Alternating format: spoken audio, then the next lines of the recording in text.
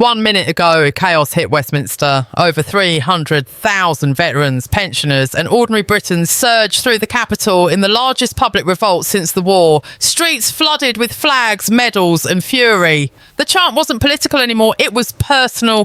We served, you stole. And at the centre of it all, Prime Minister Keir Starmer cornered inside Parliament, surrounded by riot shields, escorted out under a storm of rage. Bottles flew, sirens screamed. The man who once promised integrity now needed protection from his own people. How did Britain fall this far, this fast? It started like a rumour, but by dusk it became a reckoning. From Manchester to London, veterans in worn-out uniforms marched shoulder to shoulder, medals glinting under the fading sun. These weren't radicals or rioters.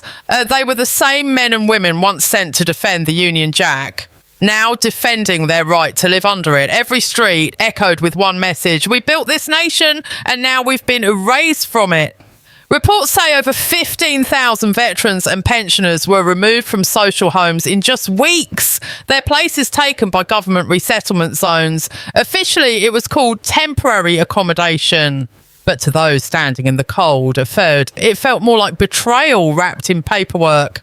And then came the spark. A confidential document leaked, the kind that silences entire offices overnight. It revealed that millions in public housing funds had vanished into private contracts tied to Labour-linked firms. One name appeared again and again. Westbridge Developments, the same company that poured campaign donations into Starmer's rise, the same one now accused of turning compassion into cash. The leak hit social media like a grenade, and suddenly the anger had a direction, a name. By morning, roads to Downing Street were blocked. Veterans groups set up camps, demanding the Prime Minister's resignation. Police lines stretched from Whitehall to Westminster, but the crowd kept growing.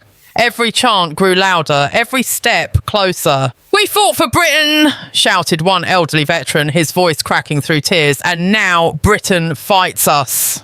The government called it disorder, the people called it justice. Inside number 10, Starmer's aides drew the blinds and shut down press briefings. Outside, the air thickened with smoke, chants and the smell of tear gas. Eyewitnesses say the Prime Minister was moved under heavy guard, urged after protesters breached the barriers near Parliament Square. Police vans circled the area, but the crowds refused to move. Some chanted his name with venom, others waved eviction letters in the air.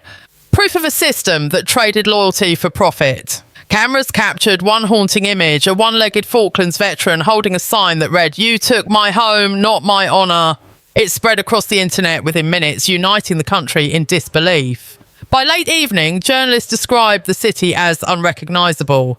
Roads turned into rivers of people, flags waved above flames. From the air, it looked less like a protest and more like a country reclaiming itself. Starmer's convoy reportedly faced resistance on every route. Forced detours, blocked bridges, jeering crowds. He was finally extracted through a back entrance of Parliament, shielded by armed police. For the first time since taking office, the man who promised to restore faith in government was running from it.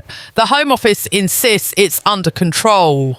But control doesn't look like this. Control doesn't tremble behind police shields. Control doesn't delete files at midnight or silence its veterans in handcuffs. And yet tonight, that's exactly what Britain looks like. A nation on the edge, ruled by panic, defended by denial.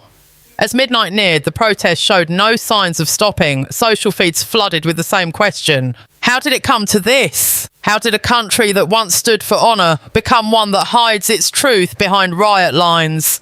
And most importantly, what happens when the veterans who built the nation decide they no longer recognise the one leading it? By dawn, Britain woke to silence, the kind that follows after chaos, heavy and uneasy. Streets once filled with chants now shimmered with broken glass and smoke.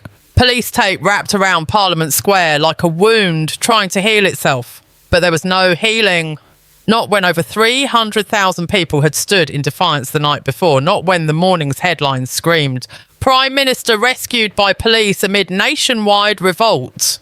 What began as a protest had turned into a full-scale movement, one that no press conference could contain. Across London, veterans' banners still fluttered in the wind, reading, "We served with honour." Where's yours? For many, this wasn't just about corruption. It was about betrayal stitched into policy, a government caught trading its people for profit. Inside Downing Street, chaos ruled in whispers. Advisors huddled behind locked doors, phones confiscated, emails purged. A leaked message from one senior official read, "We're losing control of the narrative." The truth was simpler. They'd already lost it. Every deleted file, every silenced whistleblower only deepened the suspicion. Word spread that the Home Office's digital archives had been temporarily wiped in an overnight operation. Over 11,000 internal records gone. The official explanation? Cyber interference. But experts quickly traced the wipe to an internal Downing Street server. The evidence pointed inward and the cover-up began to look like confession in real time. Meanwhile, the streets spoke louder than statements. Across Birmingham, Leeds, in Bristol, veterans groups gathered outside local councils, holding photographs of evicted families and demanding resignations. Pensioners stood beside them, clutching eviction letters stamped reallocation order. In one viral clip, an elderly woman shouted, "They can take our homes, but not our pride," before police pushed her back behind a barricade. It spread across platforms faster than any official statement could keep up with. The government called it misinformation. The people called it proof. Economically, Britain started to feel the aftershocks. The pound dipped overnight. Foreign investors froze assets, and civil servants whispered about a confidence crisis brewing in Westminster. Cabinet members cancelled media appearances. Some reportedly refused to enter Parliament without security escorts. Inside, the once proud walls of government echoed with division. Ministers whispered of resignation, fearing what might surface next. For the first time, an even loyal Labour backbenchers has publicly questioned Starmer's leadership. One MP stated on live television, "If the Prime Minister cannot face his own people, he cannot lead them." The comment was pulled from air within minutes, but the damage was done. Beyond politics, the emotion on the ground was shifting from anger to determination. Communities began organising independently, forming coalitions of veterans, workers and displaced residents. They called it the March for Britain. Within 24 hours, its numbers tripled online. Every city prepared for another night of defiance. Police expanded their powers under new emergency orders, granting authority to detain anyone suspected of coordinating unrest. In simpler words, anyone with a conscience. Homes were raided before sunrise. Protest leaders dragged from beds, accused of inciting instability. Among them was Thomas Reid, the one-legged veteran whose viral image had shaken the country. He was taken into custody under the Public Order Act, accused of threatening national stability. National stability, when that's what they called silencing a soldier who gave his leg for the flag he still saluted. By midday, the government's narrative began to crumble entirely. Reporters uncovered that several data deletion commands executed overnight matched timestamps from the Prime Minister's own residence. The digital trail was undeniable. What the Home Office called foreign interference now looked like deliberate erasure. When pressed by the media, the official response was chillingly rehearsed. "For national security reasons, we cannot comment." But everyone knew what that meant. Denial had become policy. Starmer's image, once framed as the face of reform, now stood as a symbol of fear. Every photo of him escorted by police looked less like leadership and more like survival. And as the second night approached, Britain's heartbeat grew louder again. Protesters regrouped. The chants returned fiercer than before. They no longer shouted for resignation. They shouted for justice. The flag over Westminster fluttered against the smoke as if deciding which side of history it wanted to land on. But if this is what Britain looks like in daylight, what will happen when darkness falls again tonight? Night didn't fall peacefully. It fell like a curtain over a nation tearing itself apart. The government called it restoration of order. But on the ground, it looked nothing like order. It looked like war on truth. By 7 p.m, police vans rolled across Westminster Bridge, blue lights slicing through smoke as drones hovered above the crowds. Loudspeakers blared dispersal orders that nobody obeyed.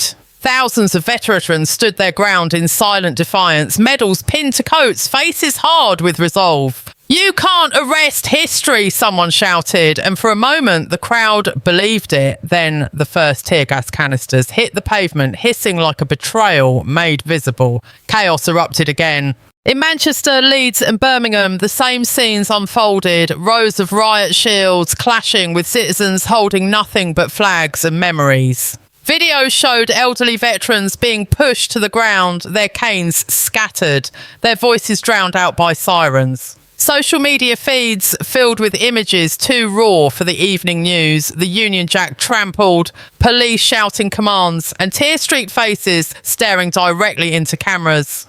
Hashtags demanding justice trended worldwide within hours. The government insisted that foreign agitators were fueling unrest, but the faces on those streets weren't strangers. They were Britain itself, disowned and disillusioned. Inside Parliament, fear was the new order. Emergency meetings stretched past midnight, each one ending with more confusion than clarity. Ministers argued over who leaked what, who signed which order, and who would take the fall. Security chiefs demanded harsher crackdowns. One leaked memo suggested curfews across 5 major cities. Another proposed temporary communication restrictions, a polite phrase for silencing dissent online. Civil liberties were no longer suspended, they were erased. And every hour, the gap between government and people widened into a chasm too deep to cross. Meanwhile, the cover-up deepened. Investigators discovered that the erased Home Office records weren't gone. They'd been transferred to a private offshore server registered in the name of a holding company tied to the same Westbridge network under criminal review. The revelation spread through journalists like wildfire. Within minutes, it became headline news. Government data found offshore. Internal server trail leads to PM's office. Denials poured out immediately, but the timing spoke louder than words. How much evidence can a nation ignore before disbelief becomes survival instinct? In the streets, exhaustion turned into resolve. Ordinary citizens began joining the veterans' ranks. Nurses, teachers, and factory workers carrying banners that read, "We remember who we are." The chants echoed again, louder, heavier, as if the nation's conscience had finally woken. Police lines trembled under the pressure of numbers too great to contain. Reports emerged of officers removing helmets and stepping aside and refusing to strike their own countrymen. For a fleeting moment, unity returned, not between government and people, but between those who'd had enough and those who still remembered their oath to serve. Inside Downing Street, panic blurred into paralysis. Sources claim that Starmer had been advised to evacuate the capital as protesters breached the outer barricades near Whitehall. Helicopters circled overhead, searchlights sweeping through smoke. Each minute felt like the ticking of a countdown no one could stop. Advisors begged for televised reassurance, a speech to calm the nation, but there was none. The podium stayed empty, the curtains stayed drawn. Britain's leader had gone silent. And that silence spoke volumes. By 10 p.m, the police declared London a restricted zone, enforcing curfews and arrests under new emergency powers. Over 600 people were detained, including journalists attempting to report live. News channels flickered with edited footage, carefully trimmed to remove any trace of the brutality on the ground. But you can't censor what millions have already seen. The truth was out in every video, every photo, every eyewitness post that refused to disappear. The government could delete files, but not memory. And somewhere in the chaos, amid sirens and smoke, an unconfirmed report spread like wildfire. A senior cabinet member had resigned live on air, declaring, "I will not be part of this lie." The feed cut within seconds, but the damage was irreversible. If even those inside the walls of power are jumping ship, how long before the walls themselves start to crumble? By morning, Britain no longer looked like Britain. The sky over Westminster hung thick with haze. The streets below scattered with banners, burnt paper and silence. The kind of silence that follows a nation realising it's crossed a line it can't retreat from. The government called for calm, but calm doesn't return once truth escapes. And now truth had become a flood no barricade could stop. Overnight, multiple cabinet ministers tendered resignations. The Home Secretary fled the country, citing personal safety concerns. Banks froze accounts tied to the Westbridge network. Investigators confirmed offshore transfers totaling £1.8 billion. Each trail leading back to shell companies linked with Labour donors and foreign intermediaries. The same signatures appeared again and again, initials that matched those of the Prime Minister's campaign financiers. And while Downing Street denied everything, the public no longer needed proof. The evidence was already carved into their faith, and that faith had finally broken. Inside Parliament, the air was electric with fear. Opposition benches shouted for a no-confidence vote, their voices echoing through chambers that once stood for honour. The Speaker slammed his gavel. But even authority couldn't silence the eruption. "Where is the Prime Minister?" one Member of Parliament demanded as cameras rolled live. When Starmer finally appeared, flanked by armed police, the room froze. He looked pale, eyes sunken, the weight of accusation hanging heavier than the air itself. A veteran seated in the public gallery lifted his prosthetic leg in the air. A silent protest that captured the moment Britain lost its patience. The crowd outside roared when the footage leaked online. For a full minute, chants of "Resign, resign" thundered across the city, merging into one relentless sound, a heartbeat of rebellion. The vote was swift, the outcome inevitable. Within hours, the government collapsed under its own deceit. Ministers resigned one by one. Statements written in the language of guilt disguised as duty. Starmer's allies begged for leniency, pleading that stability must come before justice. But the country had already made its choice. Stability without justice was just another lie. Outside, the crowd swelled beyond imagination. Flags covered the gates of Downing Street, not in celebration, but in mourning for what Britain had become. Veterans stood at attention as dawn broke, saluting not the government, but the people beside them. It wasn't a riot anymore. It was a reckoning written in unity. Reporters called it the Day of Silence. For 60 seconds, the chant stopped. No shouting, no banners, no police commands, just quiet, as if the nation paused to remember itself. Then from the front of the crowd, a single voice whispered, "For Britain!" Others repeated it until it became a chant, then an anthem. Even officers on the line lowered their shields, some knelt, others joined in. The divide between authority and people blurred in that moment, replaced by something purer: recognition. The fight was never against the nation, it was for it. But the aftermath was far from simple. Files recovered from the offshore servers hinted at deeper networks, larger names, and more money than the public ever imagined. Whispers of foreign involvement spread through the press. Investigations were launched, tribunals assembled, and yet the same question remained. How could a government built on promises rot this completely from within? Experts called it the greatest constitutional crisis in modern history. Citizens simply called it justice overdue. The power that once hid behind curtains had been dragged into daylight, and daylight doesn't forget. By evening, the Prime Minister's convoy disappeared from London under heavy escort. Some say he was taken to a secure location, others claim he resigned quietly before being detained for questioning. The truth, like always, remains tangled between leaks and lies. But one thing became clear. The people had remembered their strength. Across every city, voices rose not in anger now, but in conviction. "We are Britain," they said, "and we remember." The protests no longer demanded resignations, they demanded renewal. A new beginning forged not in politics, but in accountability. And as night fell again, smoke clearing over Westminster, one question lingered through the whispers of a nation reborn. If truth can bring down a government in a single day, what else might it awaken tomorrow?